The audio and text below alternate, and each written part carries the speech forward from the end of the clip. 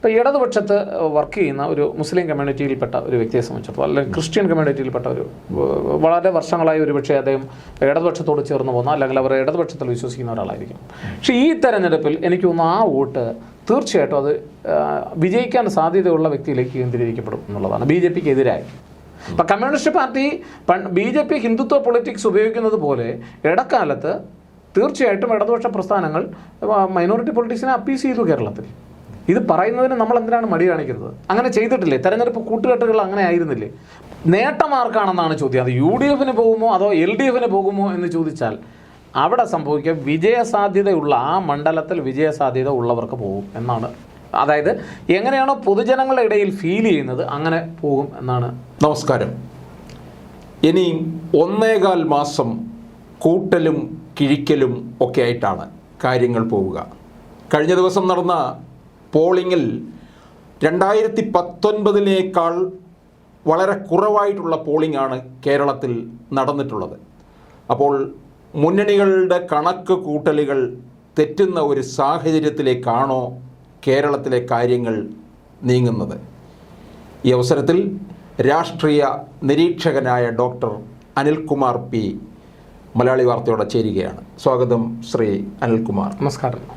ഈ കഴിഞ്ഞ ദിവസം പോളിങ്ങിൻ്റെ തുടക്കത്തിൽ കണ്ട ഒരു നീണ്ട നിരയൊക്കെ എല്ലാവരെയും ഞെട്ടിച്ചു. കാരണം വലിയൊരു ഒരു 80% വരെ എത്തുമെന്നുള്ളൊരു കണക്കുകൂട്ടലായിരുന്നു. പക്ഷേ 2019 വളരെ കുറവായിട്ട് നിൽക്കുകയാണ്. ഓരോ മണ്ഡലത്തിൻ്റെയും നമ്മൾ കണക്കെടുത്ത് നോക്കുമ്പോഴും എല്ലായിടങ്ങളിലും ഒരിടത്തും അങ്ങനെ 19 ഉയർന്നു പോയിട്ടില്ല എന്നുള്ളതാണ്.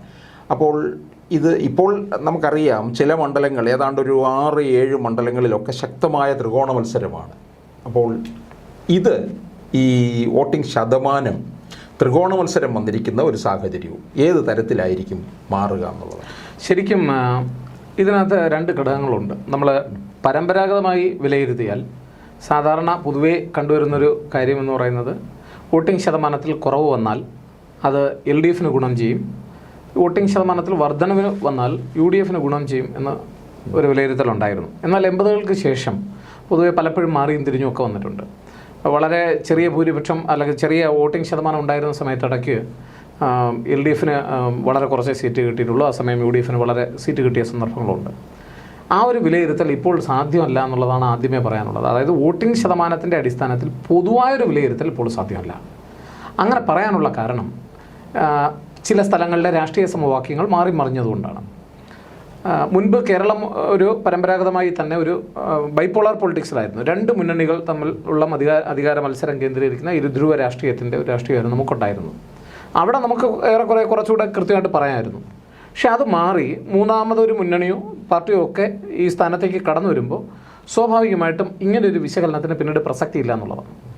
മണ്ഡലം അടിസ്ഥാനത്തിൽ അവിടുത്തെ തെരഞ്ഞെടുപ്പിൻ്റെ ഒരു ചിത്രവും അതുപോലെ തന്നെ അവിടുത്തെ ഭൂരിപക്ഷവും അവിടുത്തെ വോട്ടർ ടേൺ ഔട്ടും ഒക്കെ വെച്ച് നമ്മൾ വിലയിരുത്തുകയാണെങ്കിൽ നമുക്കൊരു ഏകദേശ ചിത്രം മണ്ഡലത്തെ സംബന്ധിച്ച് കിട്ടും.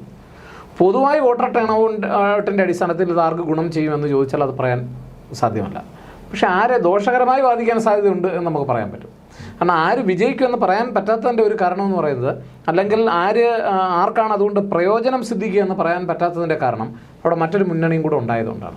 ആ പ്രയോജനം ഒരാൾക്ക് മാത്രമല്ല മറ്റൊരാൾക്കും കൂടി കിട്ടാം എന്നുള്ളതുകൊണ്ടാണ്. മറിച്ച് ആരെയാണ് ബാധിക്കുക എന്നുള്ളത് അത് ഒരാളെ ആയിരിക്കും ഏറ്റവും കൂടുതൽ ബാധിക്കുക എന്നുള്ളതുകൊണ്ടാണ്. അതുകൊണ്ട് അങ്ങനത്തെ വിലയിരുത്തൽ നമുക്ക് സാധ്യമാവും. ഇപ്പം കേരളത്തിൻ്റെ പ്രത്യേകമായ ഇപ്പോഴത്തെ തെരഞ്ഞെടുപ്പ് പശ്ചാത്തലത്തിൽ 2 കാര്യങ്ങളാണ് വ്യക്തമായിട്ടുള്ളത്. ഒന്ന്, എല്ലാ പഠനങ്ങളും എല്ലാ സർവേകളും കാണിക്കുന്നൊരു കാര്യം, ഭരിക്കുന്ന മുന്നണിക്കെതിരെ പ്രത്യേകിച്ച് സംസ്ഥാന സർക്കാരിനെതിരെ ഒരു വലിയ തരത്തിലുള്ള ഒരു ആൻറ്റി ഇൻകംബൻസി വിരുദ്ധ വികാരം ഉണ്ട് എന്നുള്ളത് വളരെ സ്പഷ്ടമായിട്ടുള്ള ഒരു കാര്യമാണ്. അത് 20 മണ്ഡലങ്ങളിലും വ്യക്തമാണ്. രണ്ടാമത് ഏറ്റവും പ്രകടമായിട്ടുള്ള ഒരു കാര്യം എന്ന് പറയുന്നത്, നേരത്തെ ഉണ്ടായിരുന്നത് കോൺഗ്രസിൻ്റെ എം പിമാരായിരുന്നു. സിറ്റിംഗ് എം പിമാർ മിക്കതും കോൺഗ്രസിൻ്റേതായിരുന്നു. അപ്പോൾ കോൺഗ്രസിൻ്റെ എം പിമാരുണ്ടായിരുന്ന മണ്ഡലത്തിൽ അവിടെയും ഒരു ഭരണവിരുദ്ധ വികാരം, അതായത് കേന്ദ്രത്തിൽ അവർക്ക് കഴിഞ്ഞ 5 വർഷം ആ എം പിമാർ എന്ത് ചെയ്തു എന്നുള്ളത് ഒരു വിലയിരുത്തലിലേക്ക് പോകുമ്പോൾ അവിടെയും ഒരു ആൻറ്റി ഇൻകംബൻസി ദൃശ്യമാണ്. ഏറ്റവും പ്രധാനമായിട്ട് എടുക്കുക, ഇപ്പോൾ തിരുവനന്തപുരം എടുക്കുന്നു. ശശി തരൂരിൻ്റെ പ്രകടനത്തെ എങ്ങനെ വിലയിരുത്തും? നമ്മൾ കഴിഞ്ഞ 5 വർഷം അല്ലെങ്കിൽ 10 വർഷം അദ്ദേഹം എന്ത് ചെയ്തു എന്നുള്ളതിൻ്റെ 15 വർഷം. അതെ, ആൻറ്റി ഇൻകംബൻസി മണത്തറിഞ്ഞുകൊണ്ട് കോൺഗ്രസ് ചിലയിടത്ത് സ്ഥാനാർത്ഥികളെ മാറ്റിയിട്ടുണ്ട്. ഏറ്റവും നല്ല ഉദാഹരണമാണ് തൃശ്ശൂർ.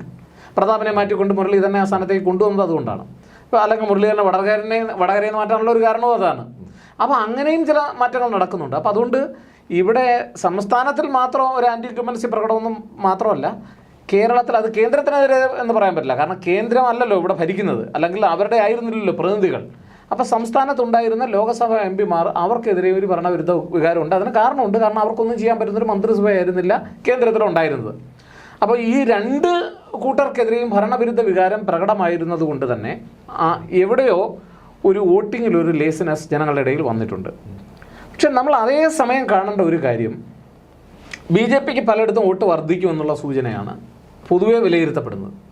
അപ്പോൾ ഈ വോട്ട് BJPയുടെ വോട്ട് വർദ്ധിക്കുന്നു എന്ന് പറയുമ്പോൾ ഏതോ ഒരു ശതമാനം ജനതയുടെ വോട്ടിങ്ങിൽ വളരെ ക്രിയാത്മകമായ വർക്ക് നടക്കുന്നു, മറ്റൊരു വിഭാഗത്തിൽ അത് വളരെ ലേസി ആയിട്ട് പോകുന്നു, അല്ലെങ്കിൽ ആ വോട്ടുകൾ ചെയ്യപ്പെടുന്നില്ല, ഒന്നുകിൽ പോൾ ചെയ്യപ്പെടുന്നില്ല, അല്ലെങ്കിൽ ആ പോളുകൾ ഈ പുതിയ തലമുറയിൽപ്പെട്ട ആളുകളുടെ വോട്ടുകൾ വന്നിട്ട് കൂടിയും വോട്ടിംഗ് ശതമാനത്തിൽ വർധന ഉണ്ടാകുന്നില്ല എന്നുള്ളതാണ്. വോട്ടിങ്ങിൻ്റെ എണ്ണം നമ്മളെടുത്ത് പരിശോധിക്കുമ്പോഴേ നമുക്ക് കൃത്യമായിട്ട് മനസ്സിലായി. ഇപ്പോൾ ശതമാന കണക്കുകളാണ് വരുന്നത്.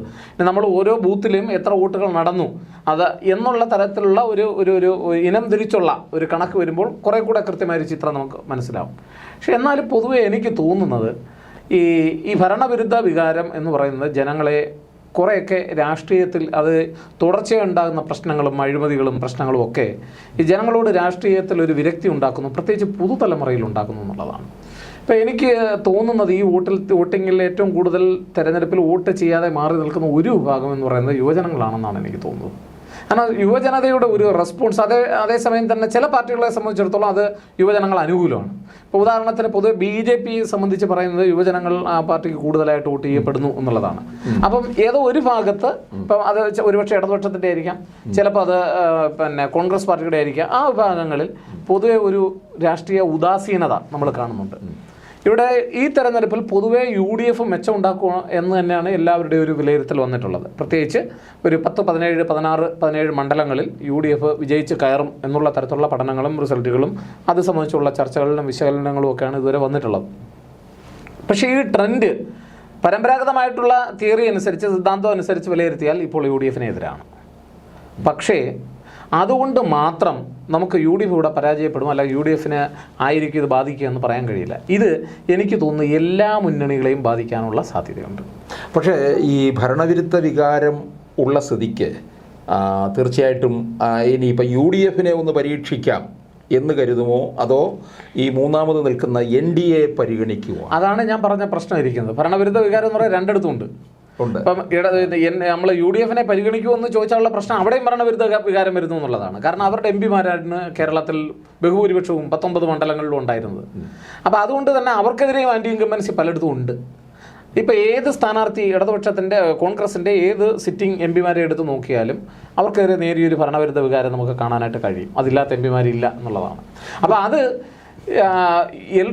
പിന്നെ ത്രികോണ മത്സരത്തിലായാലും അല്ലാതായാലും അത് BJPക്ക് ഗുണം ചെയ്യുമോ എന്നുള്ളതാണ് ചോദ്യം. അവിടെ ഒരു പ്രശ്നമുണ്ട്. കാരണം ഈ തെരഞ്ഞെടുപ്പിൽ പൊതുവെ ചർച്ച ചെയ്യപ്പെട്ടുള്ള കാര്യങ്ങളാണ് BJP ചില മണ്ഡലങ്ങളിലെങ്കിലും വിജയിച്ച് കയറാനുള്ള സാധ്യത. പ്രത്യേകിച്ച് 2 മണ്ഡലങ്ങൾ, A ക്ലാസ് മണ്ഡലങ്ങളെന്ന് പലതും വിലയിരുത്താമെങ്കിലും തിരുവനന്തപുരവും തൃശ്ശൂരുമാണ് നമ്മുടെ അനാലിസിൽ ഏറ്റവും പ്രബലമായിട്ട് ഏറ്റവും അവർ ശ്രദ്ധിക്കപ്പെടുന്ന 2 മണ്ഡലങ്ങളെന്ന് പറയുന്നത്.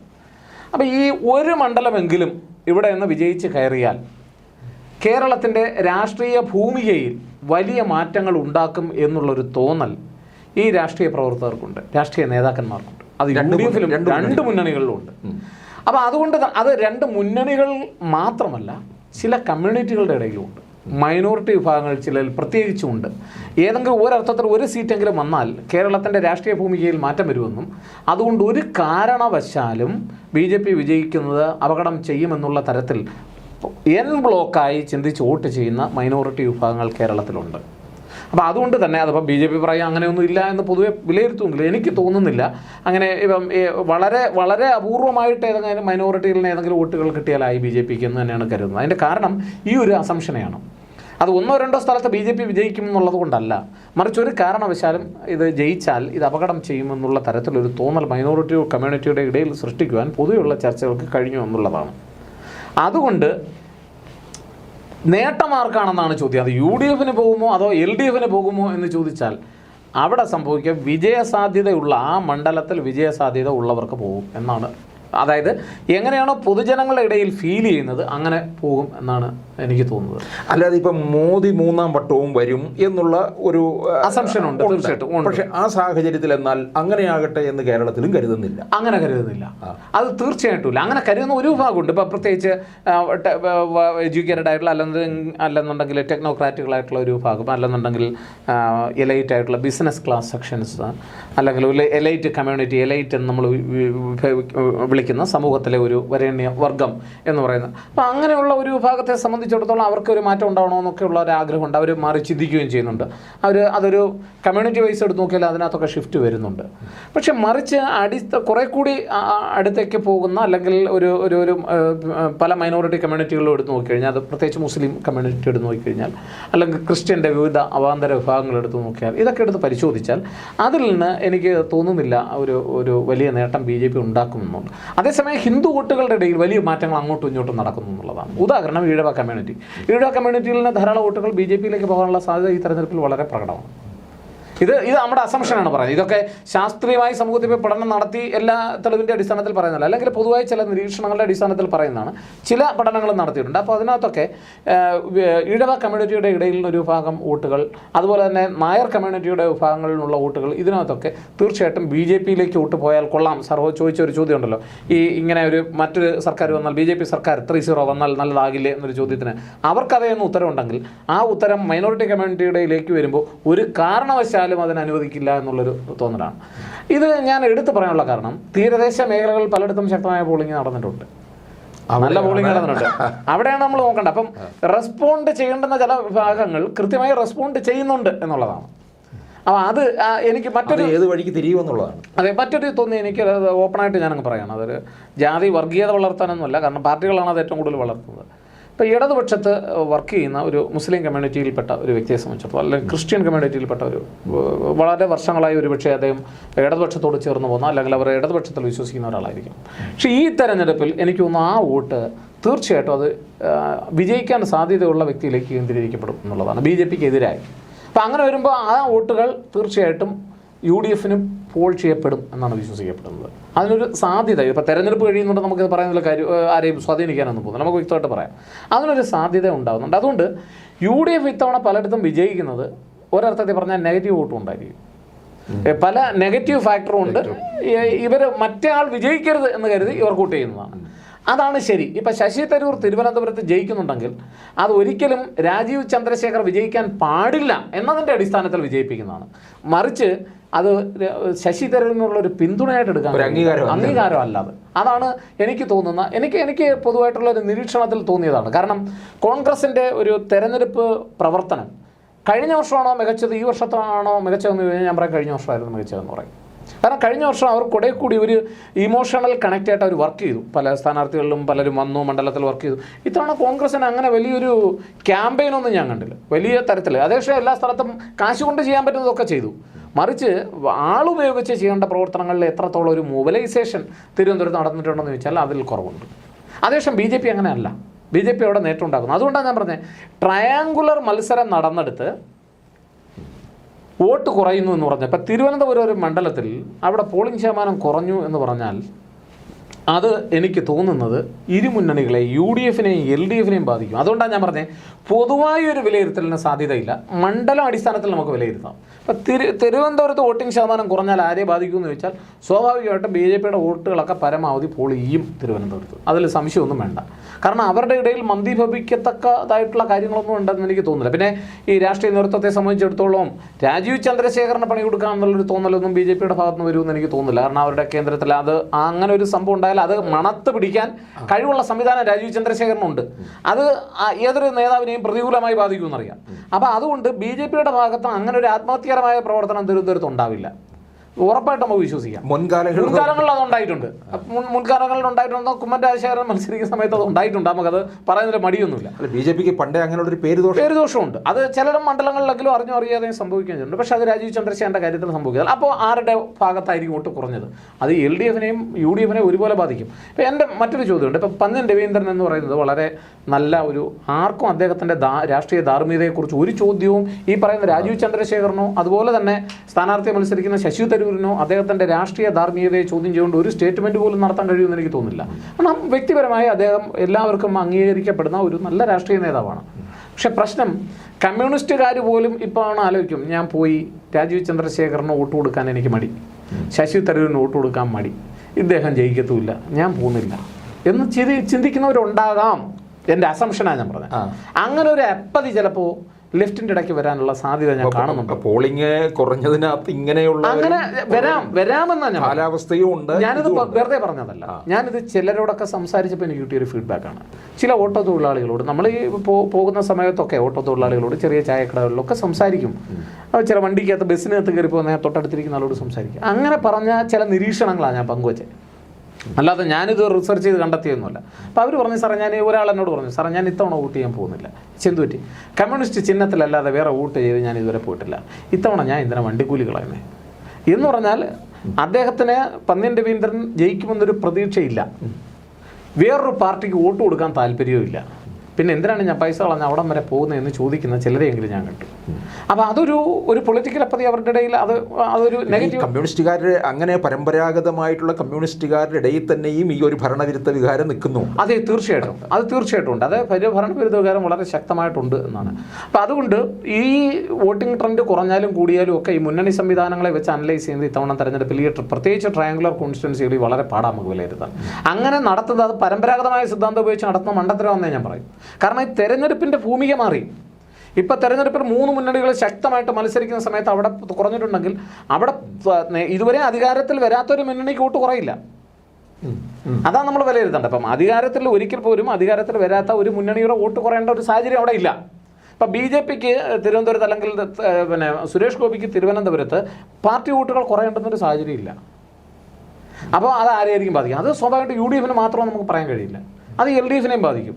അപ്പോൾ എണ്ണയിട്ട യന്ത്രം പോലെ ചട്ടക്കൂട് പോലെ ഞങ്ങളുടെ എല്ലാവരും പോയി വോട്ട് ചെയ്യുന്നു എന്നൊക്കെ പറയുന്നുണ്ടെങ്കിലും അത് ഇത്തവണ പരിശോധിക്കണം. പാർട്ടികൾ പരിശോധിച്ചൊരു കണക്ക് പുറത്തു വിട്ടെങ്കിലേ നമുക്കത് പറയാൻ പറ്റും. അപ്പോൾ അതുകൊണ്ട് എൻ്റെ പൊതുവെയുള്ളൊരു നിഗമനം എന്ന് പറയുന്നത് UDFകാരെ മാത്രമല്ല LDFിൽപ്പെട്ടവരെയും പല ആത്മാർത്ഥതയുള്ള പലരെയും വോട്ട് ചെയ്യലിൽ നിന്ന് വിമുഖതയിലേക്ക് നയിച്ചിട്ടുണ്ട്. അതുകൊണ്ട് കാര്യമില്ല എന്നൊരു തോന്നലുണ്ടാവുകയും അവർക്ക് BJPക്ക് വോട്ട് കൊടുക്കാൻ താല്പര്യമില്ലാതെ വരികയും ചെയ്യുന്ന സാഹചര്യങ്ങൾ കേരളത്തിലുണ്ട്. ഈ ഈഴവ സമുദായത്തിൻ്റെ വോട്ട് BJPയിലേക്ക് പോകുമെന്ന് പറഞ്ഞല്ലോ, അതുപോലെ തന്നെ ഈ CPM വളരെ നേരത്തെ തന്നെ തന്ത്രപൂർവ്വം ആവിഷ്കരിച്ചിരിക്കൊണ്ടിരിക്കുന്ന ഒരു കാര്യമാണ് ഈ മുസ്ലിം സമുദായത്തിൻ്റെ വോട്ട് നേതാക്കന്മാരെയല്ല തീർച്ചയായിട്ടും അണികളെ കൊണ്ടുവരാനുള്ള തന്ത്രങ്ങൾ ഉപയോഗിച്ചു. ഇപ്പോൾ ഉദാഹരണത്തിന് തന്നെ പറഞ്ഞു കഴിഞ്ഞാൽ ഈ ഷാഫി പറമ്പിലിനെ വടകരയിൽ ഇറക്കിയ സമയത്ത് റിയാസിനെ അവിടെ കൊണ്ടുവരാനുള്ള ഇറക്കിക്കൊണ്ട് വീടുകളിൽ ഇറക്കി എന്നുള്ളതാണ്. അല്ല, ഈ അത് സമുദായകളിയാണ് അവിടെ. അല്ല, അതിപ്പോഴല്ല, പണ്ടേ തീയ സ്ഥാനാർത്ഥികളെ നിർത്തി മുദ്രാവാക്യങ്ങൾ ഉണ്ടാക്കി മത്സരിച്ചതിൽ കമ്മ്യൂണിസ്റ്റ് പാർട്ടി ഒത്തിരി വോട്ടും നമുക്കറിയാം. പണ്ട് നടത്തിയ ചരിത്രങ്ങൾ, കണ്ണൂരിലൊക്കെ നടത്തിയിട്ടുള്ള കാര്യങ്ങൾ നമുക്കറിയാം.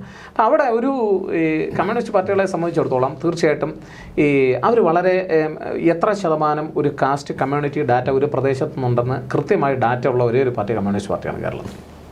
AK സെൻറ്ററിൽ എനിക്ക് കൃത്യമായിട്ടത് മനസ്സിലാക്കാൻ കഴിയുന്നുണ്ട്. ഈ ഒരു ബൂത്ത് തിരിച്ച് എത്ര ശതമാനം കമ്മ്യൂണിറ്റി എവിടെ ഉണ്ട് എന്ന് കൃത്യമായി പറയാൻ അത്ര കൃത്യമായ പഠനം നടത്തി അതിനകത്ത് വർക്കൊക്കെ ചെയ്യുന്നൊരു പാർട്ടി കമ്മ്യൂണിസ്റ്റ് പാർട്ടിയാണ്.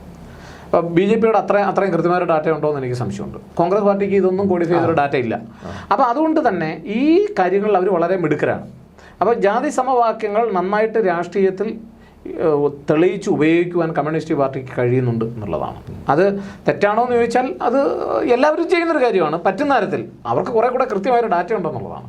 ഇപ്പം അവിടെ ഒരു ഈഴവ കമ്മ്യൂണിറ്റിയുടെ ഡാറ്റ, ഈഴവ കമ്മ്യൂണിറ്റിയിൽ നിന്ന് ഒരാളെ മത്സരിപ്പിക്കാതെ വേറൊരാളെ അവർ അല്ലെങ്കിൽ വേറെ അവിടെ ഒരു ഷാഫി പറമ്പിലിനെ കോൺഗ്രസ് പ്രതിഷ്ഠിക്കുമ്പോൾ അതിനെ കൗണ്ടർ ചെയ്യാൻ തീർച്ചയായിട്ടും മൈനോറിറ്റി വോട്ടുകൾ, കാരണം അവിടെ അവർ ആലോചിക്കുന്നത് ഷാഫി പറമ്പിൽ മത്സരിച്ചാൽ മുസ്ലിം മൈനോറിറ്റി വോട്ടുകൾ ഉറപ്പായും ഷാഫി പറമ്പിൽ പോകും, അതിനെ എങ്ങനെ തടയാം, ഇതാണ് കമ്മ്യൂണിസ്റ്റ് പാർട്ടി ആലോചിക്കുന്നത്. അപ്പം communist party BJP Hindutva politics ഉപയോഗിക്കുന്നത് പോലെ ഇടക്കാലത്ത് തീർച്ചയായിട്ടും ഇടതുപക്ഷ പ്രസ്ഥാനങ്ങൾ മൈനോറിറ്റി പൊളിറ്റിക്സിനെ അപ്പീസ് ചെയ്തു കേരളത്തിൽ. ഇത് പറയുന്നതിന് നമ്മൾ എന്തിനാണ് മടി കാണിക്കുന്നത്? അങ്ങനെ ചെയ്തിട്ടില്ലേ? തെരഞ്ഞെടുപ്പ് കൂട്ടുകെട്ടുകൾ അങ്ങനെ ആയിരുന്നില്ലേ? പലയിടത്തെയും പല പഞ്ചായത്തുകളുടെയും ഭരണം അങ്ങനെയല്ലേ? അപ്പോൾ അതുകൊണ്ട് എനിക്ക് ഇത് നമ്മൾ പറയുമ്പോൾ ഇതിന് തെളിവ് എവിടെ എന്ന് ചോദിച്ചു കഴിഞ്ഞാൽ കേരള സമൂഹത്തിൽ എല്ലാവർക്കും അറിയാവുന്നൊരു കാര്യമാണിത്. എത്രയോ പഞ്ചായത്തുകളിൽ അങ്ങനെയുള്ള നീക്കുപോക്കുകൾ നടക്കുന്നു. തെരഞ്ഞെടുപ്പിൽ അവരേറ്റവും എതിർക്കുന്ന നേതാക്കന്മാരോടൊപ്പം വേദി പങ്കിട്ട് കഴിഞ്ഞതിന് തൊട്ട് മുമ്പിലത്തെ തെരഞ്ഞെടുപ്പിൽ മത്സരിച്ചില്ലേ അവർ? അവർ ഏറ്റവും വെറുക്കപ്പെട്ടവനെന്ന് വിളിച്ച ആളെ കൊണ്ടുവന്ന് വേദിയിലിരുത്തി മത്സരിപ്പിച്ചില്ലേ കമ്മ്യൂണിസ്റ്റ് പാർട്ടി. അപ്പോൾ അതുകൊണ്ട് ഇത് എല്ലാ രാഷ്ട്രീയ പാർട്ടികളും ചെയ്യുന്നതാണ്. അതുകൊണ്ട് കമ്മ്യൂണിസ്റ്റ് പാർട്ടി ഇതൊരു ഏതോ മഹാപാതകം ചെയ്തു എന്നല്ല ഞാൻ പറയുന്നത്. പക്ഷേ അതൊരു പൊളിറ്റിക്സ് കേരളത്തിലുണ്ടാക്കി. അതായത് ഇടതുപക്ഷം ഒരു മൈനോറിറ്റി അപ്പീസ്മെൻറ്റ് പൊളിറ്റിക്സ് നടത്തുന്നു എന്നൊരു തോന്നൽ മൈനോറിറ്റികളുടെ ഇടയിലും ഉണ്ട്, മെജോറിറ്റികളുടെ ഇടയിലും ഉണ്ട്. അതുകൊണ്ട് തന്നെ ഇടതുപക്ഷത്തിന് കിട്ടിയൊരു ഗുണം നിയമസഭാ തെരഞ്ഞെടുപ്പിൽ കിട്ടി. കാരണം മൈനോറിറ്റി പൊളിറ്റിക്സിൽ അവർ നോക്കിയപ്പോൾ തീർച്ചയായിട്ടും ഇടതുപക്ഷം അധികാരത്തിൽ വന്നാൽ അത് നല്ലതാണെന്ന് അവർക്ക് തോന്നി. അവർക്ക് അതിനുള്ള ശക്തിയുണ്ട്, അവരെ ഉപയോഗിക്കാം എന്നുള്ളത് മൈനോറിറ്റി പൊളിറ്റിക്സിന് തോന്നുക. അതിൻ്റെ അടിസ്ഥാനത്തിൽ മൈനോറിറ്റി വിഭാഗങ്ങൾ വോട്ട് ചെയ്യേണ്ട അടിസ്ഥാനത്തിൽ അപ്പോൾ ഇടതുപക്ഷം 21 തുടർഭരണവും തീർച്ചയായിട്ടും അതുകൊണ്ടാണല്ലോ പിന്നീട് വരുന്ന നയങ്ങളൊക്കെ അതിനെ അപ്പീസ് ചെയ്യുന്ന തരത്തിൽ ഉള്ള ചർച്ചകളിലേക്ക് പോകുന്നതിൻ്റെ കാര്യം അതാണ്. ഇപ്പോൾ കേരളത്തിലെ ഏറ്റവും വലിയ പ്രശ്നം പൗരത്വ പ്രശ്നമൊന്നുമല്ല, ഇന്ത്യയിലെ ഏറ്റവും വലിയ പ്രശ്നം പൗരത്വ പ്രശ്നമൊന്നുമല്ല, പട്ടിണിയും ദാരിദ്ര്യവും തൊഴിലില്ലായ്മയും ഇങ്ങനെയുള്ള കാര്യങ്ങളാണ്. അതൊക്കെ ചർച്ച ചെയ്യാൻ കമ്മ്യൂണിസ്റ്റ് പാർട്ടി പോലും സമയമില്ലല്ലോ. അപ്പോൾ അവർ മൈനോറിറ്റി പൊളിറ്റിക്സിനെ എങ്ങനെ എത്രമാത്രം കത്തിക്കാമെന്നാണ് അവർ നോക്കുന്നത്. BJP മെജോറിറ്റി പൊളിറ്റിക്സിനെ സ്വാഭാവികമായിട്ടും അങ്ങനെ ഒരു പേരുദോഷമാണ് BJPയെ സംബന്ധിച്ചിടത്തോളം നേരത്തെ തന്നെ ഉള്ളത്.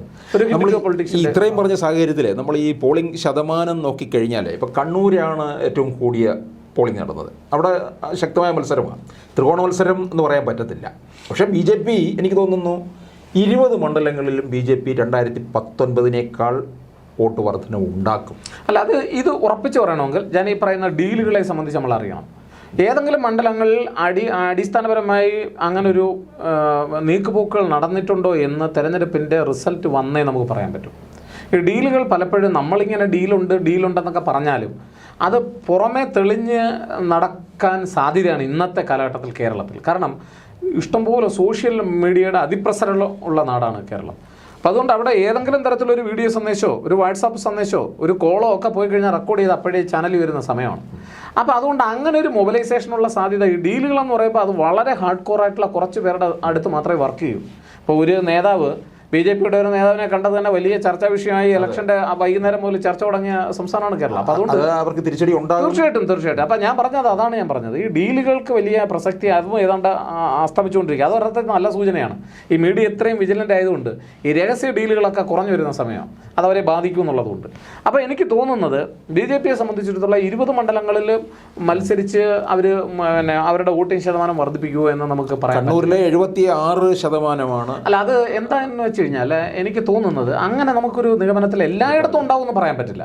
പക്ഷെ മെജോറിറ്റി സ്ഥലങ്ങളിലുണ്ടാകും. എല്ലാ സ്ഥലത്തും ഉണ്ടാകില്ല എന്ന് പറയാനുള്ള ഒരു കാരണം, അപ്പം കഴിഞ്ഞ പ്രാവശ്യം നിർത്തിയതിനേക്കാൾ ഒരു മോശം സ്ഥാനാർത്ഥിയാണ് മത്സരിക്കുന്നതെങ്കിൽ മറ്റേ 2 പേരും പ്രബലമായ രാഷ്ട്രീയ കക്ഷികളുടെ പ്രബലമായ നേതാക്കന്മാർ. ഇപ്പം കഴിഞ്ഞ തെരഞ്ഞെടുപ്പിൽ നമ്മൾ ശ്രദ്ധിക്കേണ്ടുന്ന ഒരു കാര്യം BJPയും കോൺഗ്രസും കമ്മ്യൂണിസ്റ്റ് പാർട്ടിയും ശക്തമായ ത്രികോണ മത്സരം നേരിടുന്ന ചില മണ്ഡലങ്ങളിൽ അവിടെ ഒന്നുകിൽ UDFൻ്റെ സ്ഥാനാർത്ഥി വീക്കായിരിക്കും, അല്ലെങ്കിൽ LDFൻ്റെ സ്ഥാനാർത്ഥി വീക്കായിരിക്കും. തിരുവനന്തപുരം മണ്ഡലം മൂലം അങ്ങോട്ട് എടുത്ത് പരിശോധിച്ചാൽ നമുക്ക് കൃത്യമായിട്ട് അറിയാൻ പറ്റും. ഏതെങ്കിലും ഒരു സ്ഥാനാർത്ഥി വീക്കായിരിക്കും, എന്നിട്ട് ക്രോസ് വോട്ടിങ് നടത്തും. അങ്ങനെയാണല്ലോ BJPയുടെ ഒരു വളർച്ചയെ കേരളത്തിൽ പലയിടത്തും പ്രിവെൻറ്റ് ചെയ്ത് തടഞ്ഞു വെച്ചത്. പക്ഷേ യഥാർത്ഥത്തിൽ ഇപ്പോൾ അതിന് സാധ്യതയില്ല എന്നുള്ളത്. കാരണം ഒരു നല്ല സൂചനയായിട്ടാണ് ഞാൻ കാണുന്നത്. അതിനുള്ള സാധ്യത അങ്ങ് മങ്ങി. ആ മങ്ങി എന്ന് പറയാൻ കാരണം ഇപ്പം പന്നിയൻ രവീന്ദ്രന് വേണമെങ്കിൽ വോട്ട് കൊടുക്കാൻ ഞാൻ നേരത്തെ പറഞ്ഞവരെ പോവാതിരിക്കാം. പക്ഷേ പന്നിയൻ രവീന്ദ്രനുള്ള വോട്ട് മറിച്ച് ശശി തരൂരിനോ രാജീവ് ചന്ദ്രശേഖരനോ ചെയ്യാൻ അടിസ്ഥാനപരമായ ഒരു കമ്മ്യൂണിസ്റ്റുകാരന് കഴിയില്ല.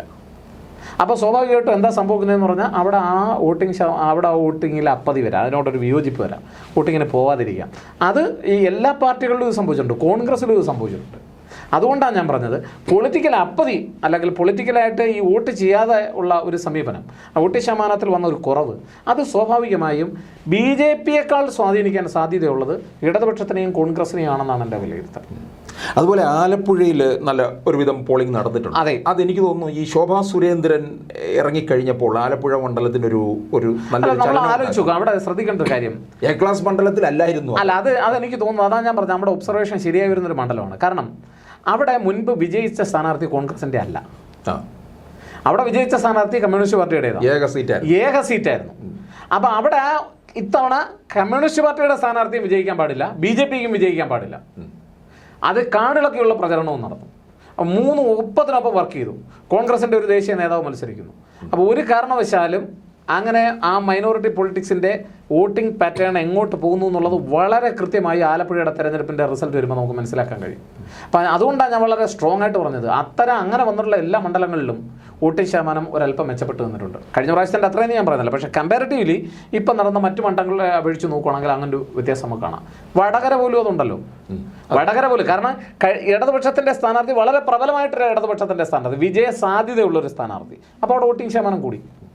അതാ ഞാൻ പറഞ്ഞേ, നേരത്തെ പറഞ്ഞതുപോലെ വോട്ടിംഗ് ശതമാനം കൂടിയാൽ അത് ഇടതുപക്ഷത്തിന് ഗുണം ചെയ്യുമെന്നുള്ള തിയറി അല്ല ഈ തെരഞ്ഞെടുപ്പിൽ വർക്ക് ചെയ്യാൻ പോകുന്നത്. ഈ തെരഞ്ഞെടുപ്പിൽ അത് മണ്ഡല അടിസ്ഥാനത്തിൽ വളരെ വിഭിന്നമായിട്ടാണ് വർക്ക് ചെയ്യുന്നത്. പ്രത്യേകിച്ച് മൈനോറിറ്റി പൊളിറ്റിക്സ് വളരെ ഭംഗിയായിട്ട് ദൃശ്യമായൊരു തെരഞ്ഞെടുപ്പാണിത്. കാരണം ഒരു കാരണവശാലും കേരളത്തിൻ്റെ ഭൂമികയിൽ BJPയുടെ വളർച്ച പാടില്ല എന്നുള്ളൊരു തരത്തിൽ തന്നെയാണ് ഈ മത്സരം നടന്നിട്ടുള്ളത്. അത് ഒരു കമ്മ്യൂണിറ്റിക്ക് തീരുമാനിക്കാം. അവരെ സംബന്ധിച്ചിടത്തോളം ആകുലതകളുള്ള പ്രശ്നങ്ങളുണ്ടെങ്കിൽ അവർക്ക് തീരുമാനിക്കാം. ഈ 2019 രാഹുൽ ഗാന്ധി മത്സരിക്കാൻ വന്നപ്പോൾ കേരളത്തിലൊരു വലിയ ഓളം സൃഷ്ടിച്ചു. പക്ഷേ 24 അതെ, അതാ ഞാൻ പറഞ്ഞത്. അത് ചിലപ്പോൾ UDFന് തിരിച്ചടി. അല്ല, ഞാൻ അത് പറഞ്ഞല്ലോ. ഞാൻ പറഞ്ഞു ഇത്തവണ UDF ഏതൊക്കെ മണ്ഡലത്തിൽ വിജയിച്ചാലും വളരെ കുറച്ച് ഭൂരിപക്ഷത്തിലായിരിക്കും വിജയിക്കുക. പക്ഷെ ജയിക്കാൻ സാധ്യത ഉണ്ട് എന്ന് പറയാനുള്ള കാരണം കൺസോളിഡേറ്റ് ചെയ്യേണ്ട, അവർക്ക് കിട്ടേണ്ട കുറച്ച് വോട്ടുകൾ അവർ പോക്കറ്റിലാക്കി കിട്ടിയിട്ടുണ്ട്. അതുകൊണ്ടാണ് ഞാൻ പറയുന്നത്. അപ്പം അത്ര തറപ്പിച്ച് നമുക്ക് വേറൊരു പാർട്ടിയിലും വേറൊരു വിഭാഗത്തിനും പറയാൻ പറ്റില്ല.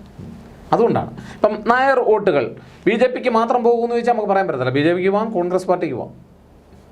ക്രിസ്ത്യൻ വോട്ടുകൾ ഇടതുപക്ഷത്തിന് പോകാം, കമ്മ്യൂണിസ്റ്റ് പാർട്ടിക്ക് പോകാം. പക്ഷേ അത് കൺസോളിഡേഷൻ നടന്നിട്ടുണ്ടാവും. അപ്പം അതുകൊണ്ടാണ് ഞാൻ പറഞ്ഞത്, നമുക്ക് ചില കമ്മ്യൂണിറ്റികൾ ഒരു പാർട്ടിക്ക് മാത്രമെന്ന് പറയാൻ കഴിയില്ല. പക്ഷേ മൈനോറിറ്റി പൊളിറ്റിക്സും ഒരു പാർട്ടിയിലേക്ക് മാത്രം കേന്ദ്രീകരിക്കുന്ന ഒരു പൊളിറ്റിക്സാണ് ഇത്തവണ കേരളത്തിൽ നടന്നത്. അതിൻ്റെ കാരണം ഇതാണ്, ഞാൻ പറഞ്ഞ കാരണം ഇതാണ്. BJPക്ക് ഒരു കാരണവശാലും BJP വിജയിപ്പിക്കാൻ പാടില്ല എന്നുള്ളതാണ്. അത് അവരുടെ ഒരു ഡിസിഷനാണ്. ഇതിന് നമ്മളൊരു തെളിവ് വെച്ചാൽ എനിക്ക് തരാനില്ല. പക്ഷേ ഒരു പൊതുവായിട്ടുള്ളൊരു ഒബ്സർവേഷൻ, കാരണം തെരഞ്ഞെടുപ്പിന് തൊട്ട് മുമ്പ് പല അതിരൂപതകളും നടത്തിയ പ്രസ്താവനകൾ BJPക്ക് ഗുണം ചെയ്തതായിരുന്നു. പക്ഷേ തെരഞ്ഞെടുപ്പിൻ്റെ തലേ ദിവസവും അതിൻ്റെ തൊട്ട് തലേ ദിവസം വന്ന് വളരെ ക്ലിയർ ആയിട്ടുള്ള സ്റ്റേറ്റ്മെൻറ്റ് വന്നു. ഒരു കാരണവശാലും അത് BJPയെ സപ്പോർട്ട് ചെയ്യുന്ന നിലപാടായിരുന്നില്ല. അപ്പോൾ മലമ്പുഴ പ്രസ്താവനകൾ നടത്തി. എറണാകുളം മണ്ഡലത്തിൽ പലയിടത്തും പ്രദേശങ്ങൾ പലയിടത്തും അതിരൂപതയുടെ ഒക്കെ പ്രസ്താവനകൾ വന്നു. അതൊക്കെ അന്ന് BJPയോട് ഒരു അനുകൂല സമീപനം പുലർത്തുന്നതായിരുന്നു. പക്ഷേ ഒരു സമയത്ത് ഈ ബിഷപ്പുമാരുടെയൊക്കെ പ്രസ്താവന BJPക്ക് അനുകൂലമായിട്ട് വന്നത്. അതെ, തീർച്ചയായിട്ടും. തലശ്ശേരി ബിഷപ്പ്. അതാ ഞാൻ പറഞ്ഞത്, ഈ ഇലക്ഷൻ വന്നില്ലല്ലോ. വോട്ടിംഗ് ചൂട് പിടിച്ച് വരുന്ന സമയത്താണ് ആളുകൾ ഇലക്ഷൻ്റെ തലേന്ന് തിരുമേനി എന്ത് പറയുന്നു എന്നുള്ളത് വളരെ പ്രധാനപ്പെട്ട ഘടകമാണ്. ഇലക്ഷൻ്റെ ആയിട്ട് ബന്ധപ്പെടുത്ത പള്ളി ഇതൊക്കെ അവർ അതേപോലെ തന്നെ വോട്ട് ചെയ്യണമെന്നൊന്നുമില്ല. പക്ഷേ അതൊരു കൺസോളിഡേഷൻ ഇപ്പോൾ ഉണ്ടാക്കുന്നുണ്ട്. ആ കൺസോളിഡേഷൻ എന്ന് പറഞ്ഞാൽ ഞാൻ നേരത്തെ പറഞ്ഞ ഘടകമാണ്. ഇപ്പം ഒരാൾ വിജയിക്കാൻ പാടില്ല, അല്ലെങ്കിൽ ഒരു പാർട്ടി വിജയിക്കാൻ പാടില്ല എന്നുള്ളൊരു തീരുമാനം ഉണ്ടാകുന്നുണ്ട്. അത് എൻ്റെ വിലയിരുത്തൽ ശരിയാണോ എന്ന് തെരഞ്ഞെടുപ്പിൻ്റെ റിസൾട്ട് വന്നേ നമുക്ക് പറയാൻ കഴിയും. അതുപോലെ ഈ പത്തനംതിട്ടയിൽ പോളിംഗ് കുറഞ്ഞ മണ്ഡലമാണ്. തീർച്ചയായും. അതാ ഞാൻ പറഞ്ഞേ, ഈ അവിടെ ഇപ്പം കോൺഗ്രസിൻ്റെ സ്ഥാനാർത്ഥി അവിടെ വിജയിക്കുമെന്ന് ഉറപ്പുള്ള അല്ലെങ്കിൽ വിജയസാധ്യതയുള്ള എല്ലാ മണ്ഡലങ്ങളും എടുത്ത് പരിശോധിച്ചാൽ ട്രഡീഷണലായി അവിടെ പോളിംഗ് ശതമാനം ഇത്തവണ കുറവാണ്. അതേസമയം ഇടതുപക്ഷ സ്ഥാനാർത്ഥി വിജയിക്കാൻ സാധ്യത ഉണ്ടെന്ന് കൽപ്പിക്കപ്പെടുന്ന ഏത് മണ്ഡലം എടുത്താലും മിക്ക മണ്ഡലങ്ങളിലും അവിടെ കമ്പാരിറ്റീവ്ലി അവിടെ മറ്റ് മണ്ഡലങ്ങളെ അപേക്ഷിച്ച് വോട്ടിംഗ് പെർസെൻറ്റേജ് കൂടുതലാണ്. ആ വോട്ടിംഗ് പെർസെൻറ്റേജ് കൂടിയത് ആണ് ഞാൻ പറഞ്ഞത്, അതൊരു പാർട്ടിയിൽപ്പെട്ടവർ തന്നെ വിജയിക്കണം എന്നുള്ളൊരു തീരുമാനമുണ്ട് ഒരു വിഭാഗം ജനതയ്ക്ക് എന്നുള്ളത് കൊണ്ടാണ്. അവർ പാർലമെൻറ്റിൽ പോകാൻ പാടില്ല, അല്ലെങ്കിൽ എല്ലാവരും. അതുകൊണ്ട് തന്നെ എനിക്ക് തോന്നുന്നത് ഇത്തവണ UDFന് കൃത്യമായ ഒരു മുൻതൂക്കം കിട്ടുമെന്ന് പറയാനുള്ള കാരണം എല്ലാ കണക്കുകളും അവർക്കെതിരാണ്. നമ്മൾ പരമ്പരാഗതമായ കണക്കുകൾ വെച്ച് പരിശോധിച്ചാൽ ഈ കണക്കുകളെല്ലാം UDFനെതിരാണ്.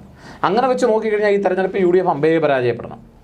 പക്ഷേ ഈ തെരഞ്ഞെടുപ്പിൽ മറിച്ചായിരിക്കും സംഭവിക്കുക. അതുകൊണ്ടാണ് ഞാൻ പറഞ്ഞത്, ശാസ്ത്രീയപരമായി ഈ പറയുന്ന ഭൂരിപക്ഷം കൂടുന്നതിനും കുറയുന്നതിനും ഈ വോട്ടർ ടേൺ ഔട്ട് കൂടുന്നതിനും കുറയുന്നതിനും വെച്ച് നമുക്ക് ഈ തെരഞ്ഞെടുപ്പിൽ വിലയിരുത്താൻ കഴിയില്ല. കാരണം കേരളത്തിൻ്റെ രാഷ്ട്രീയ ഭൂമികയിൽ മാറ്റം വന്നിട്ടുണ്ട്. ഈ പത്തനംതിട്ട എന്ന് പറയുന്നത് BJPയുടെ A ക്ലാസ് മണ്ഡലമാണ്. അതെ, തീർച്ചയായും. അനിൽ ആന്റണി അവിടെയാണ് നമ്മൾ പരിശോധിക്കണം. അനിൽ ആന്റണിക്ക് അവിടുത്തെ ട്രഡീഷണൽ BJP വോട്ടി മൊബിലൈസ് ചെയ്യാനുള്ള കപ്പാസിറ്റി ഉണ്ടോ എന്നൊരു ചോദ്യമുണ്ട്. പിന്നെ സുരേന്ദ്രൻ 19 നല്ല. തീർച്ചയായിട്ടും.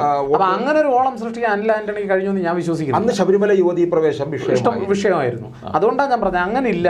അപ്പം സ്വാഭാവികമായിട്ടും കോൺഗ്രസിന് അവിടെ ഒരു വിജയസാധ്യത എന്തെങ്കിലും തരത്തിൽ വന്നാൽ സ്വാഭാവികമായിട്ടും അവിടെ വോട്ടിംഗ് ശതമാനത്തെ ബാധിക്കും. അവിടെ ആന്റണിക്ക് എതിർപ്പും ഉണ്ട്. പക്ഷെ അത് ഞാൻ ഈ ആന്റോ ആന്റണി മാത്രമല്ല, അത് കേരളത്തിലെ 19 മണ്ഡലങ്ങളിൽ ഏതാണ്ട് 17 മണ്ഡലങ്ങളിൽ ഇത് പ്രകടമാണ്.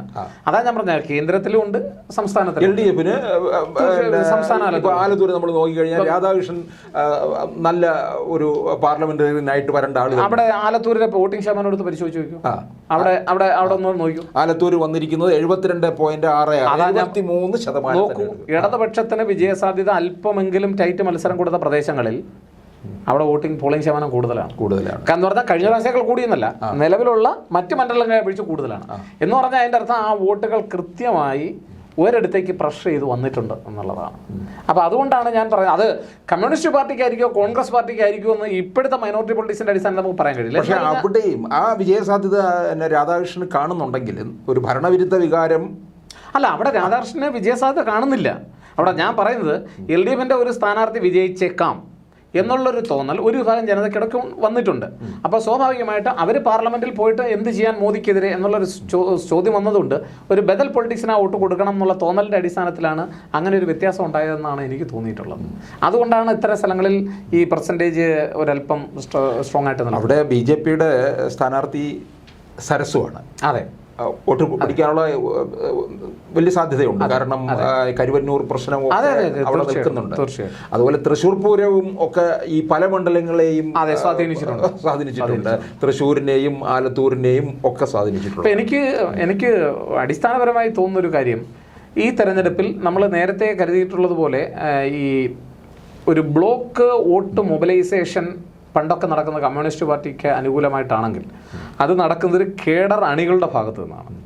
ഈ കേഡർ അണികളുടെ ഭാഗത്തു നിന്ന് അത് നടക്കുന്നതുകൊണ്ടാണ് വോട്ടിംഗ് ശതമാനം കുറയുമ്പോൾ അത് കമ്മ്യൂണിസ്റ്റ് പാർട്ടിക്ക് അനുകൂലമായിട്ട് മാറുന്നു. ഇത്തവണ ഈ കേഡർ വോട്ടുകളുടെ സ്വഭാവത്തിലല്ല വ്യത്യാസം വന്നിട്ടുള്ളത്. അത് ആൾറെഡി മാറ്റം വന്നു കഴിഞ്ഞു. ഇത്തവണ തെരഞ്ഞെടുപ്പുമായി ബന്ധപ്പെട്ട ആ മാറ്റം വന്നിട്ടുള്ളത് പ്രത്യേക കമ്മ്യൂണിറ്റികളുടെ ഇടയിലാണ്. അപ്പോൾ അതുകൊണ്ടാണ് ഞാൻ പറയുന്നത്, ആ കമ്മ്യൂണിറ്റികൾ എൻ ബ്ലോക്കായിട്ട് ഇടതുപക്ഷത്തിനെന്ന് പറയാൻ എനിക്ക് കഴിയുന്നില്ല. പ്രത്യേകിച്ച് ദേശീയ രാഷ്ട്രീയത്തിൻ്റെ പശ്ചാത്തലത്തിൽ. കേരള രാഷ്ട്രീയത്തിൻ്റെ പശ്ചാത്തലത്തിൽ നിശ്ചയമായിട്ട് നമുക്ക് പറയാം അതൊരു പക്ഷേ ഇടതുപക്ഷത്തിന് ഗുണം ചെയ്യും. പക്ഷേ ദേശീയ രാഷ്ട്രീയത്തിൻ്റെ പക്ഷത്തിൽ അങ്ങനെ പറയാൻ നമുക്ക് ബുദ്ധിമുട്ടുണ്ട്. അതുകൊണ്ടാണ്, ഇത് മനസ്സിലാക്കിയത് കൊണ്ടാണ് പിണറായി വിജയൻ കൃത്യമായി സ്റ്റേറ്റ്മെൻറ്റ് പറയുന്നത്, CIA വിഷയത്തിൽ എന്തുകൊണ്ട് കോൺഗ്രസ് ഒന്നും പറയുന്നില്ല, രാഹുൽ ഗാന്ധി ഒന്നും പറയുന്നില്ല എന്ന് അറ്റാക്ക് ചെയ്ത് ആ മൈനോറിറ്റി വോട്ടുകളെ നേടിയെടുക്കാനുള്ള ശ്രമം പരമാവധി നടത്തുന്നുണ്ട് എന്നുള്ളതാണ് വാസ്തവം. കാരണം അവർക്ക് തന്നെ അറിയാം ഇത്തവണ ആ മൈനോറിറ്റി പൊളിറ്റിക്സിൻ്റെ വോട്ടുകൾ ഏറ്റവും കൂടുതൽ കിട്ടുക ആ UDFനായിരിക്കാം എന്നുള്ളതാണ്. അതൊരു അസംഷനാണ്. അത് ശരിയാണോ ഇല്ലയോ എന്ന് പെട്ടുപൊട്ടിച്ച് നമുക്ക് പറയാം. അപ്പോൾ എന്തായാലും നമുക്കപ്പോൾ ജൂൺ 4 കൂടുതൽ വിശകലനം ചെയ്യും. തീർച്ചയായിട്ടും. എന്തായാലും ഈ പറഞ്ഞതിൽ നിന്ന് കേരളത്തിൻ്റെ രാഷ്ട്രീയം നമ്മൾ വിശകലനം ചെയ്ത് ശരിയാണോ എന്നറിയാൻ നമുക്ക് വോട്ട് പൊട്ടിക്കുന്നവരെ കാത്തിരിക്കാം. ഓക്കെ, വളരെ നന്ദി.